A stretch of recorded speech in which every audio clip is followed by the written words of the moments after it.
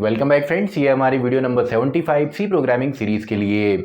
और इस वीडियो में हम डिस्कस करने वाले हैं स्टोरेज क्लासेस के बारे में, यानी कि सी लैंग्वेज के अंदर कौन कौन सी स्टोरेज क्लासेस होती हैं। तो स्टार्ट करते हैं। इस वीडियो में हमने समझना है स्टोरेज क्लासेस के बारे में। स्टोरेज क्लासेस के बारे में अब देखिए, स्टोरेज क्लासेस सिंपली हमको ये बताता है कि कोई भी वेरिएबल जब हम डिक्लेयर करते हैं आपका सी लैंग्वेज प्रोग्रामिंग के अंदर, तो आपका मेमोरी में कहाँ पे स्टोर होगा। इसके अलावा उसका स्कोप कितना होगा, यानी कि कितने फंक्शन से उसको हम एक्सेस कर सकते हैं, या प्रोग्राम के कौन कौन से पार्ट्स में उसको हम एक्सेस कर सकते हैं। और साथ ही में life time of a variable भी ये बताता है, यानी कि एक जो वेरिएबल है उसको आपने डिक्लेयर किया है तो उसकी लाइफ कितनी होगी, यानी कि वो मेमोरी में कितने देर तक रिसाइड करेगा। ये भी हमारा स्टोरेज क्लासेस ही डिफाइन करती हैं।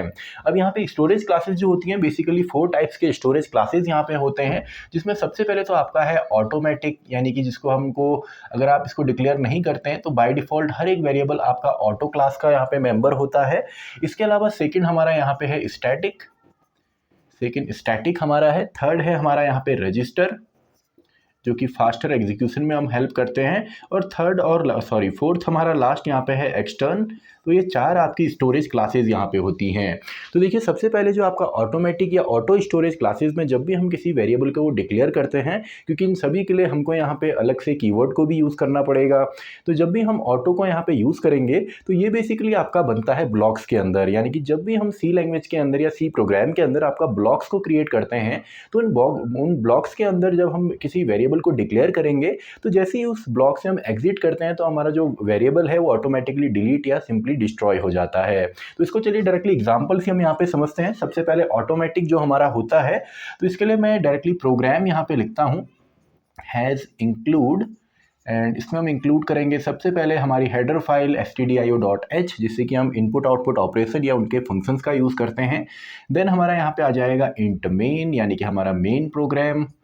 एंड देन इसके अंदर तो सबसे पहले हम यहाँ पे ले लेते हैं आपका directly, for example auto, and auto आपका ये कीवर्ड यहाँ पे है। तो ऑटो हमने लिखा, देन हम लिखते हैं इंटीजर, हम डिक्लेयर कर रहे हैं a equals to for example 1 हम ले लेते हैं।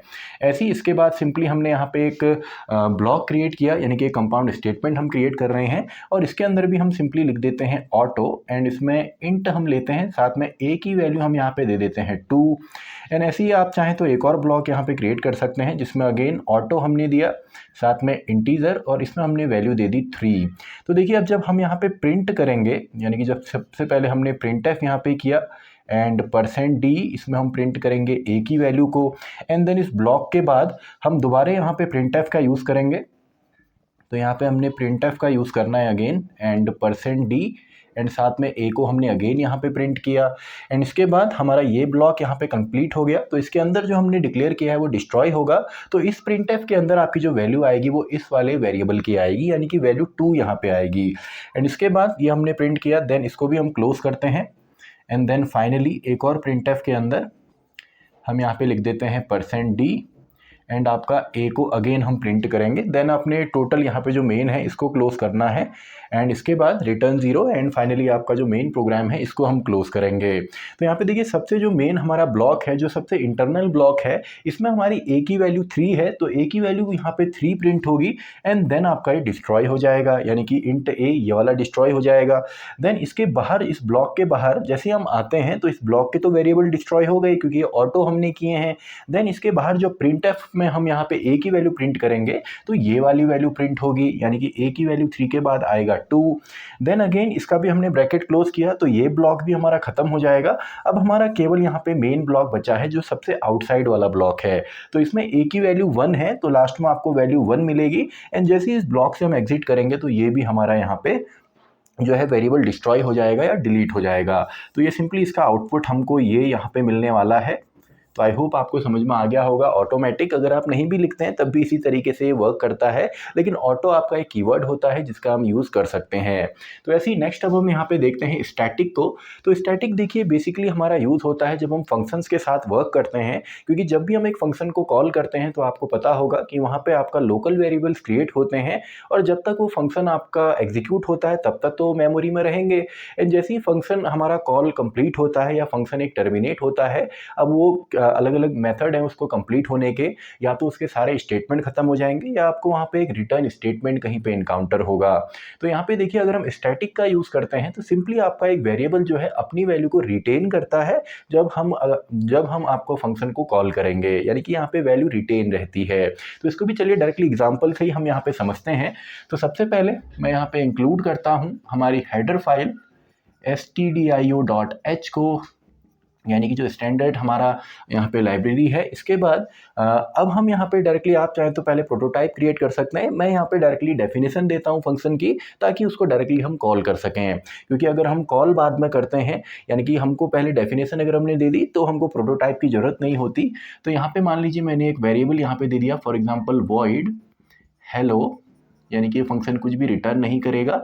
एंड इसमें हम दो वेरिएबल ले लेते हैं, एक हम ले लेते हैं auto int a equals to 1 and आपका स्टैटिक जो अपनी वैल्यू रिटेन करेगा इंट b इक्वस टू 1 हम ले लेते हैं।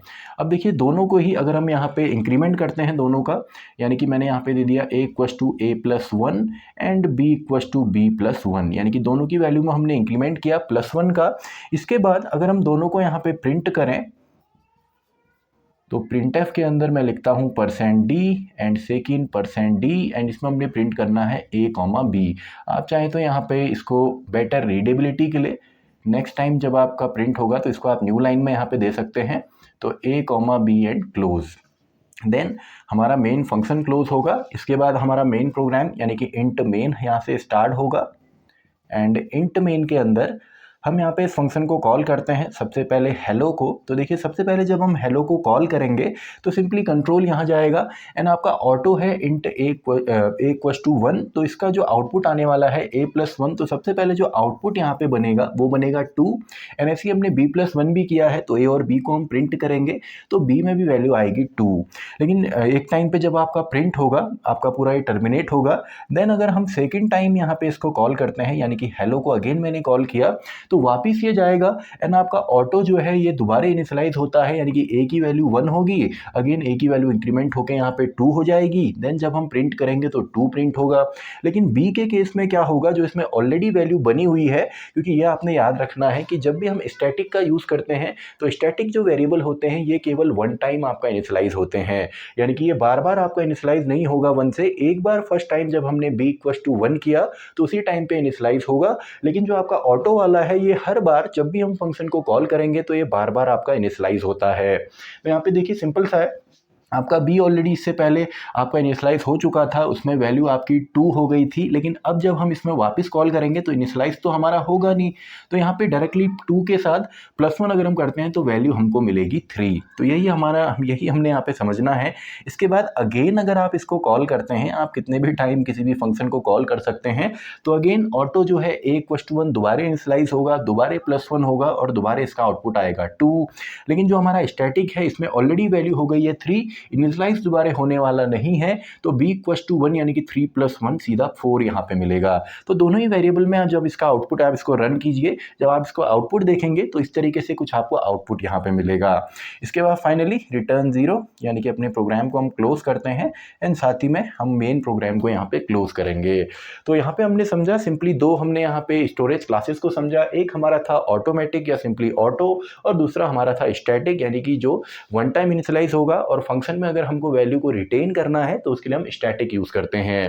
तो इसी के साथ हमारी ये वीडियो भी खत्म होती है, वीडियो नंबर 75। तो मैं मिलता हूँ आपसे नेक्स्ट वीडियो में, वीडियो नंबर 70।